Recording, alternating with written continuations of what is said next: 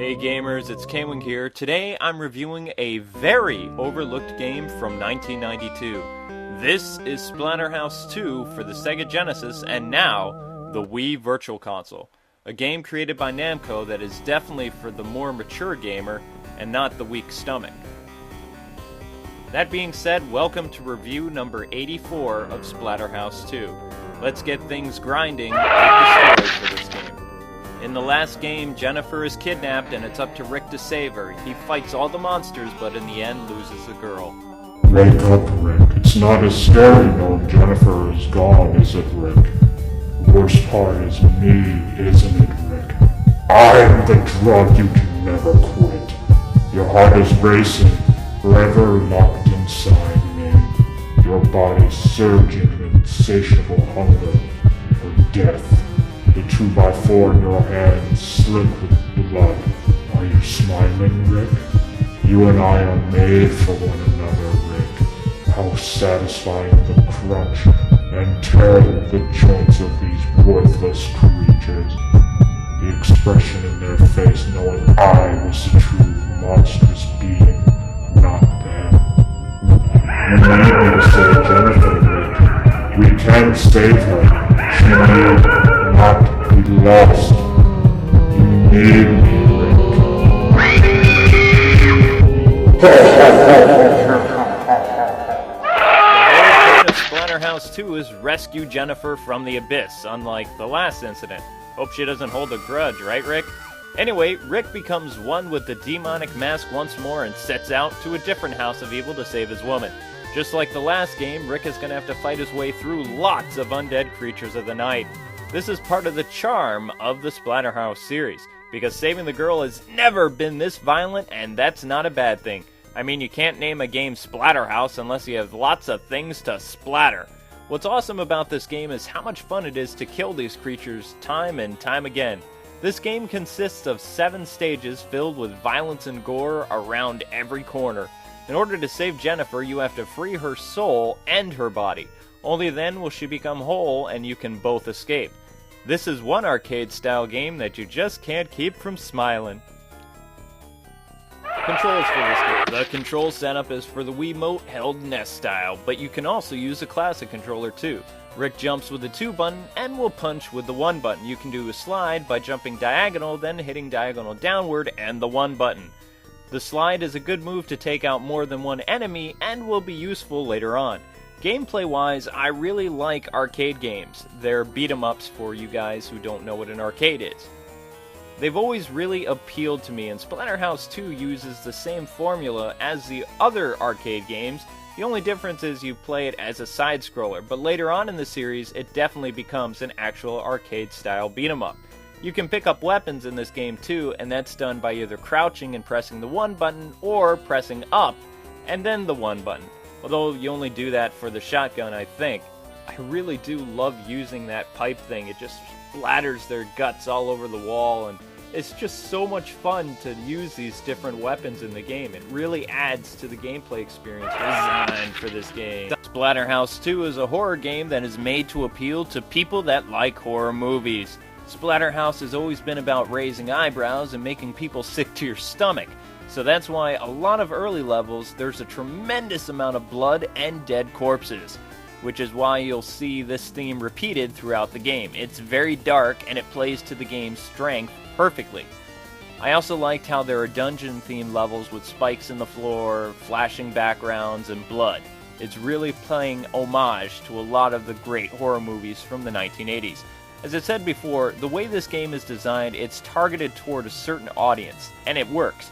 However, from a hardcore gamer's point of view, each level is basically the same look and feel, except they've added traps or they flash lights and they change the background. In my mind, the best designed stage is the one you're looking at, which is the swamp.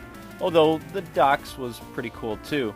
Now this stage reminds me of Shinobi 3, but could have been better if they would have flashed the lights. It would have added this whole eerie element to the stage. Still, I did enjoy the stage where you're battling to save Jennifer's soul from that ghoul thing. It was really, really cool, and if you're a fan of Friday the 13th, Nightmare on Elm Street, then you'll be happy with this game's design.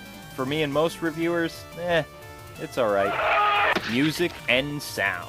Soundtrack for this game is really tense, and it adds a whole new dimension to this game. The music, I feel, fits the mood of this game very well. Still, after playing it, I can't see myself listening to the music the way I do Castlevania or Devil May Cry. But then you have to remember that the music isn't supposed to be cool and flashy. It's supposed to be tense and in your face. Memories. Oh, I didn't play the first one until last year, but I played Splatterhouse 2 at a friend's house back in '92. But because my parents wouldn't allow this type of game in the parsonage, I had to go over to the Knight's house to play the game.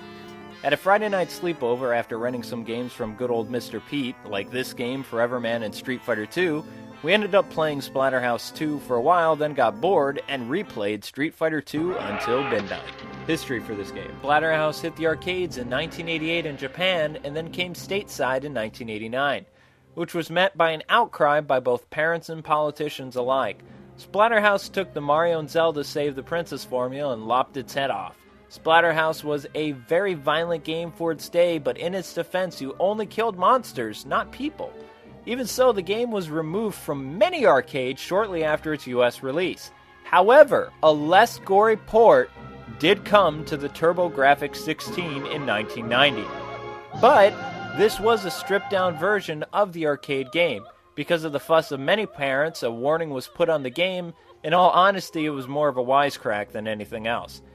Anyway, Splatterhouse Part 2 hit both the US and Japan in August of '92, but with some differences. Mainly the story. Like, players in Japan knew that the first stage were the remains of West Mansion, and that Rick had to go to another house to free Jennifer's soul. But US players thought that the whole game was a retelling of the first one, and you had to go back to the mansion and Jennifer never died. Now, Splatterhouse 2 lives up to its namesake, and had another level parents were foaming at the mouth over. It's this stage here, with the newborn, dead babies hanging on the hooks. This stage was enough to almost get the game banned here in the US. Sega made a smart marketing decision by placing an M13 warning on this game. Now, Splatterhouse Part 3 was the last Splatterhouse game in the series, and it released in April of 1993. Rick has to save his wife, and this time his 5-year-old son, from evil. We're also treated to a much deeper and broader storyline throughout each level. Like the Final Fight series, this is a true arcade brawler, with throws and super moves and the like. Now, pressing the A button turned Rick into a monster, which, I gotta tell you, it was a lot of fun to go Hulk-like and rip through the monsters. It just added a whole new element to this game. And there's a reason why this is the best Splatterhouse for most people. This time, the player is timed to save Jennifer and your son. So if you're too late to save them, they die, and you still have to play through the entire game, even if they're dead, which made it really weird. Another thing I forgot to mention is the mask early on looks a lot like Jason's hockey one from Friday the 13th. But later in the series, his mask becomes Go more ahead and monochrome. run home and cry to mama. But there's more reference to Splatterhouse series to Evil Dead than anything else. Like Ash goes through with his girlfriend Linda, except Ash doesn't get a happy ending, but Rick does. Well, for 5 years anyway. There is an exploration aspect to that game, but I would advise against it since you're on the clock. But the map does help you out a lot. Now, Rick has appeared in numerous cameos over the past 20 years. However, he hasn't received a new game until now, except fans are going to be disappointed because this Splatterhouse is a remake of the original. Still, it's a next-gen Splatterhouse game. Speaking of Splatterhouse, both Splatterhouse 1 and 2 are available now on the Wii Virtual Console. Tips and strategies.